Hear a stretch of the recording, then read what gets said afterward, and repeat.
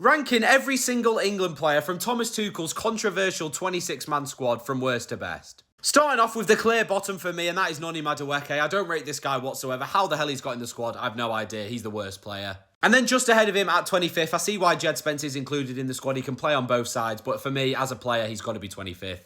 And again, a similar sort of thing with Jordan Henderson. I see why he's in the squad because of the leadership, but in terms of his playing ability, he's 24th. Then Gerald Kwanzaa comes in at 23rd for me, and I can't say I've watched him this season for Bayer Leverkusen, but when I saw him at Liverpool, he was nowhere near good enough. And then 22nd, Dan Burn. I mean, how has Maguire and Colwill not got in ahead of Burn and Kwanzaa? Then just missing out on the top 20, it's our third choice goalkeeper, James Trafford. Into the top 20 now, and at 20, it's Ivan Toney. I can't say I've been watching him out in Saudi Arabia. He scored bags of goals out there, but he is playing in Saudi Arabia, so he can't really be any higher. And then at 19, it's this man, John Stones. He's really not played much football this season, but he is quality when he plays. Then 18 for me is Anthony Gordon. I know so many people rate him, but I can't lie. I just think he's absolute pants. Someone who isn't pants, though, but is very, very injury prone is Tino Livramento, so I'm going to whack him 17th. 16th is then Ollie Watkins. He's kind of struggled this season, but really come into some form at the end and fully deserving of the England call-up. And then at 15, I think it's probably about right for Eberechi Eze. And 14 is backup goalkeeper Dean Henderson. It's obviously hard to rank goalkeepers in a list with outfield players, but I think this is about right. Into the top half now, and at 13th, I've gone with Marcus Rashford. Obviously had a sensational season for Barcelona, a big part of their title-winning squad and fully deserving of the call-up. And just ahead of him is his former teammate, Kobbie Mainoo, who's been brilliant for Man United in the second half of this season, showing Amorim what's what.